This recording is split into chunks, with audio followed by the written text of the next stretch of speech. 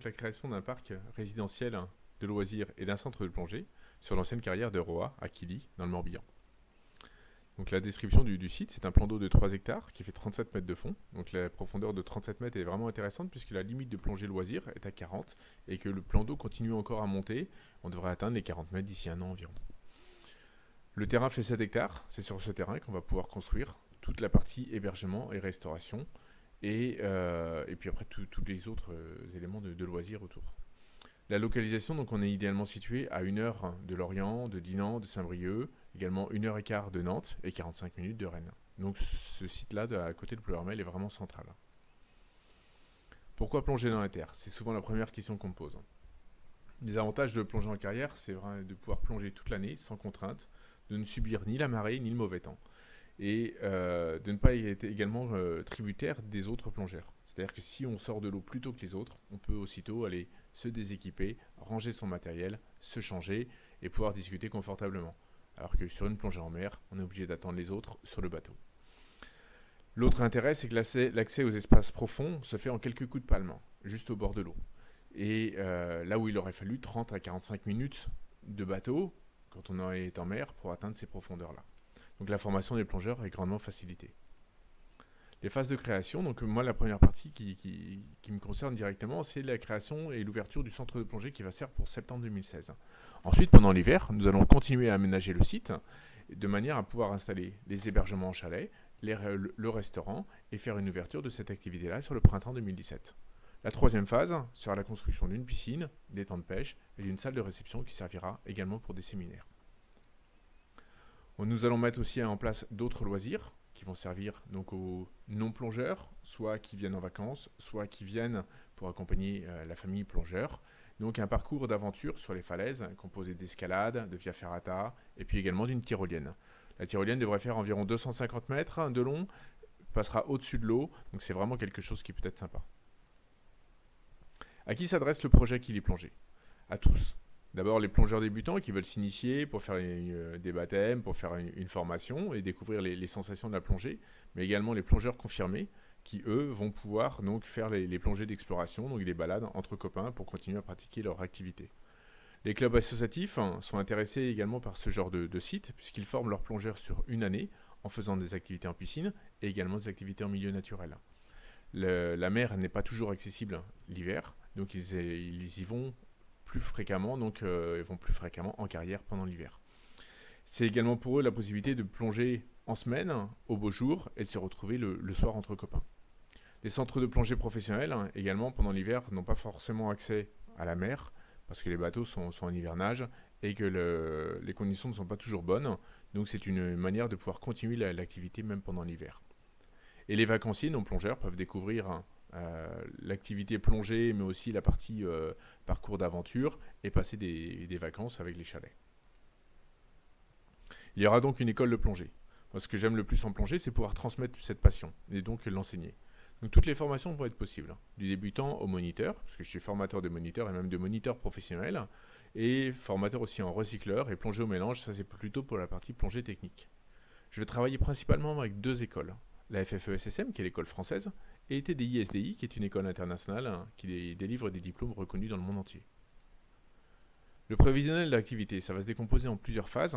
Je vais avoir à la fois l'accueil des plongeurs autonomes, la partie initiation, donc toute la partie découverte, baptême, formation loisirs, donc tous les niveaux de plongée.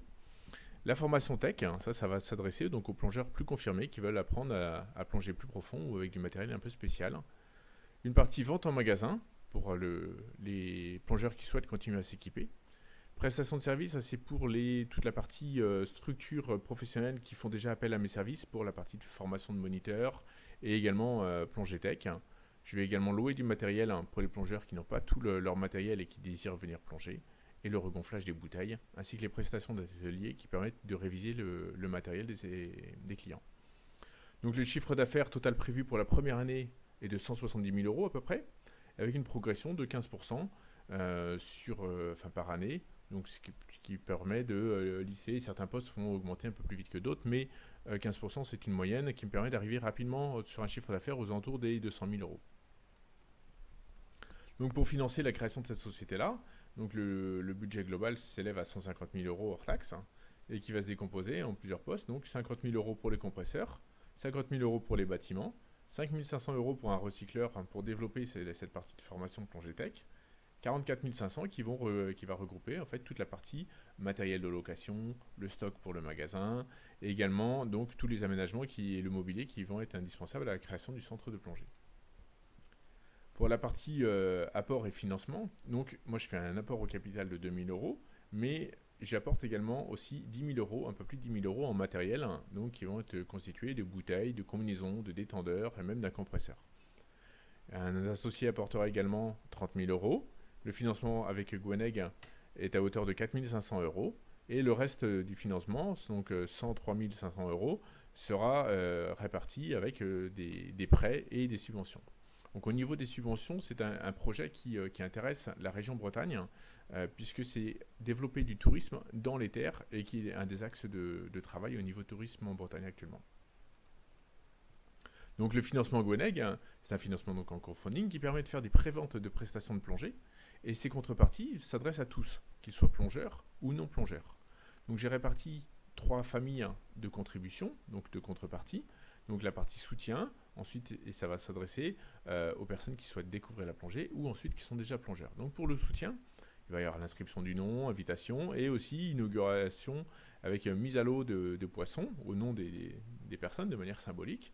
Donc parce qu'on va introduire des carpes et des esturgeons pour repeupler ce plan d'eau. La partie découverte, il y a baptême de plongée, initiation en 2 ou 4 plongées suivant ce que chacun veut, et également la possibilité de passer le niveau 1. Si quelqu'un voulait faire une initiation en 2 plongées, puis ensuite voulait faire son niveau 1, je lui déduirais forcément donc, la contribution de la formation en 2 plongées du niveau 1 pour continuer cette formation.